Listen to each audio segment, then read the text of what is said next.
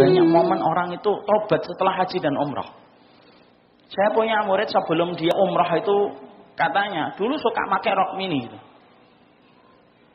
Sampai kemudian dia ketika melihat Ka'bah itu nangis terus. Sampai pulang itu akhirnya tidak ada yang dilakukan kecuali nutup aurat. Tuh, tulus mungkin. Mungkin dia sebelumnya pakai kemudian rok mini.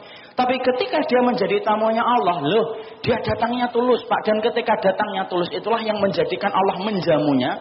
Karena kalau kita tamunya Allah berarti yang menjamu Allah. Dan kalau sudah dijamu oleh Allah, kalau Allah itu ridho, tresno, berkah kepada kehidupan kita ketika datang kepada rumahnya, maka yang Allah jamin kebaikan dalam kehidupan kita. Makanya sampai ada orang yang dijadikan mati husnul khotimah di kota Mekah itu sajian dari Allah itu. Dan kita ini iri, Pak, sama orang yang bisa mati di kota Mekah dan Madinah. Kenapa, Ustadz? Karena orang yang bisa mati di Mekah dan Madinah, walaupun hajinya umrah sudah selesai, mati di Mekah dan Madinah itu mendapatkan syafaat langsung dari Nabi. Makanya Nabi bersabda, "Fi ma ma'na man istata'a minkum ayyamut bil madinati falyamut biha, fa inni asfa'u lakum yaumal qiyamah." Orang yang mampu untuk mati di kota Mekah dan Madinah, matilah di kota Mekah dan Madinah. Aku yang akan memberikan syafaat kepadanya nanti. Itu kalau sudah selesai manasik, sudah selesai kemudian haji dan umrahnya. Kalau dia matinya ketika haji dan umrah, apa yang terjadi? Kalau matinya dia waktu haji dan umrah belum selesai, belum tahalul mati, Allah jadikan kematian itu tanda husnul khatimah. Makanya orang yang mati ketika haji dan umrah itu belum selesai, tidak boleh ditutupin kepalanya. Kain kafan itu diambilkan dari pakaian ihramnya, nutupin seluruh tubuhnya, tapi kemudian kepalanya tidak boleh ditutup. Kenapa orang yang mati ketika haji dan umrah tidak boleh ditutupin itu kemudian kepalanya? Rasulullah bersabda, karena nanti ketika dibangkitkan oleh Allah dari kubur, maka dia langsung bertalbiyah kepada Allah. Makanya orang yang dibangkitkan dari kubur kan beda-beda. Ada yang dibangkitkan kepala jadi kaki, orang kafir. Ada orang yang dibangkitkan sempoyongan, kayak orang mabuk, itu orang yang makan riba. Ada orang yang dibangkitkan buta, siapa? Orang yang tidak pernah belajar ilmu syar'i ketika di dunia. Ada orang yang dibangkitkan tidak punya daging di wajahnya, orang yang sering minta-minta ketika dia sudah mampu. Ada orang yang dibangkitkan miring-miring, orang yang poligami tetapi tidak adil. Ada pula orang yang kemudian dibangkitkan oleh Allah. Untuk poin yang terakhir tadi saya tidak mau bahas karena akan panjang.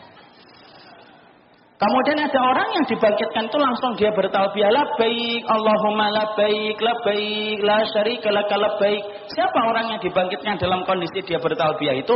Orang yang ketika mati dalam waktu haji dan umrah dia belum tahallul, maka Allah muliakan, Allah kemudian jadikan dia ketika dikafani tidak ditutupin kepalanya supaya nanti melanjutkan talbiyah ketika dia nanti melanjutkan di padang mahsyar. Coba, kayak apa gemeternya kita kalau mendengar hadis itu, Pak?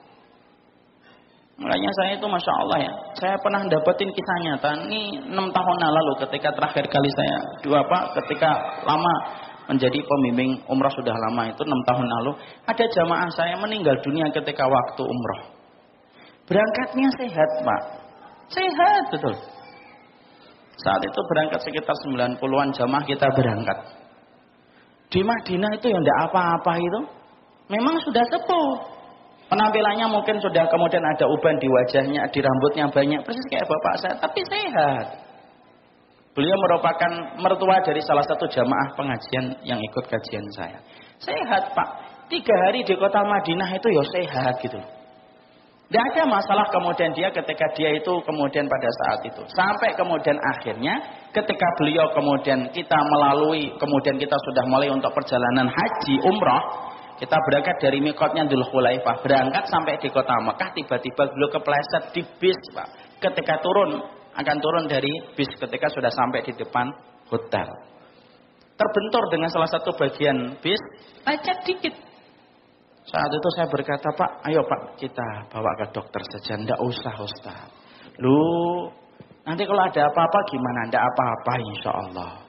Tapi saya khawatir, Pak. Tidak mau, Ustaz. Saya ngomong sama kemudian menantunya. Akhi, antum tolong bilang sama bapak antum, dicek aja ke dokter sebentar. Saya kemudian membayangkan, mungkin dia ngerasa kalau datang ke dokter itu akhirnya batal ihramnya atau batal umrohnya. Saya ngomong, bapak mikir kalau nanti datang ke dokter itu batal umrohnya ya? Enggak, Pak. Enggak batal umrohnya. Enggak mau, Ustaz. Saya mau selesai dulu umrah. Kalau mau dibawa ke dokter nanti aja kalau habis umrah. Kalau sudah selesai tahallul. Coba, ya sudah, tidak mau orang Jawa Barat. Orang Jawa Barat. Kemudian beliau saya persilakan untuk makan dulu. Biasanya nanti kalau bapak-bapak jadi jamaah umrahnya Travel Amanu, pasti insya Allah kalau sudah sampai di Mekah, nanti sebelum kita kemudian tawaf itu kita di hotel dulu, dapat kunci hotel, kemudian makan dulu. Maka kemudian beliau saya persilakan makan Pak. Saya tempatkan beliau urutan pertama untuk ngambil makanan. Beliau tidak mau Pak, mintanya cuma teh tawar, anget, orang Sunda. Ya sudah saya ambilkan. Minum, tidak ada masalah kelihatannya. Kemudian cuma bertanya gini, saya itu kalau tidur batal nggak Ustaz? Tapi tidurnya telentang. Oh tidak apa-apa Pak. Dulu para sahabat itu mereka umrah itu sampai berpekan-pekan kok. Dari Madinah ketika pergi ke Mekah. Tidak apa-apa. Selama jangan melakukan pembatal-pembatalnya. Akhirnya beliau minta izin ke atas tidur. Saya di bawah Pak. Ngobrol dengan jamaah-jamaah yang lainnya. Siapa yang menyangka tiba-tiba ada di antara kerabatnya yang turun nangis gitu. Dan ternyata menceritakan bapak saya kelihatannya meninggal Ustaz. Saya itu kaget sampai lupa untuk mengucapkan kalimat istirja. Naik saya ke atas dan ketika naik ke atas saya bingung. Kemudian kalut karena belum pernah seumur-umur saya itu mendapati jamaah haji itu meninggal dunia. Jamaah umrah itu meninggal. Saya cek semuanya dan ternyata betul sudah meninggal dunia. Masya Allah Pak. Akhirnya kita kuburkan. Saya sangka birokrasinya susah. Harus ngisi istimarah ini, formulir ini dan formulir itu. Ternyata ya gampang itu. Padahal itu Kamis malam Jumat Pak. Jumat itu akhirnya beliau dikuburkan. Sudah meninggalnya di kota Mekah. Umrahnya belum tahallul. Hari Jumat. Disolatkannya habis sholat Jumat Pak. Coba kita pikir apa. Setelah kemudian akhirnya dikuburkan Pak. Saya dekat dengan keluarganya itu sampai saya ngobrol. Itu mbah si mbah itu, si kakak itu sudah pernah umrah sebelumnya. Belum pernah Ustaz. Haji belum pernah. Nah, terus gimana Pak tiba-tiba bisa umrah? Beliau ini Ustaz punya tanah di salah satu tempat. Tanahnya dibeli orang Cina akan bangun gudang. Akhirnya harganya agak naik. Setelah naik kemudian dia langsung daftar haji. Nah ini orangnya mungkin betul-betul tulus dia. Dia ingin langsung untuk kemudian daftar haji. Dan ketika kemudian mendapati kuotanya itu masih lama. Kemudian dia ngomong saya pengen umrah lah nanti kalau takut umur saya tidak panjang. Umrah Pak. Keluarganya diumrahkan dengan sisa uang yang ada. Habis untuk perjalanan haji dan umrahnya. Dari pembayaran tanah itu. Dan akhirnya itulah yang meninggal dunia. Saya tuh mikir gitu. Setelah menguburkan beliau itu yang saya pikirkan simpel Pak. Loh yang menjadikan tanah itu kok tiba-tiba dihargai sama orang Cina dan dibeli itu siapa? Yang jadikan beliau kepleset ketika pada waktu turun dari bis itu siapa?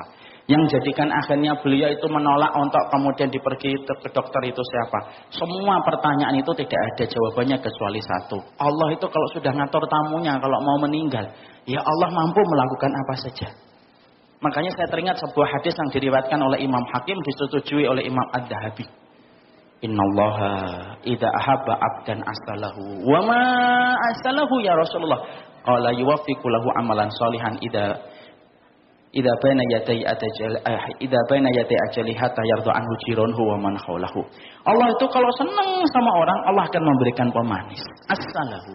Kemudian para sahabat menjawab, "Wa ma asalahu ya Rasulullah?" Apa artinya pemanis itu ya Rasulullah? Kemudian Nabi mengatakan, yaitu ketika dia sudah dekat dengan ajalnya, Allah sibukkan dia untuk beramal soleh. Ketika sedang disibukkan amal soleh, dia dimatikan oleh Allah, matinya husnul khatimah.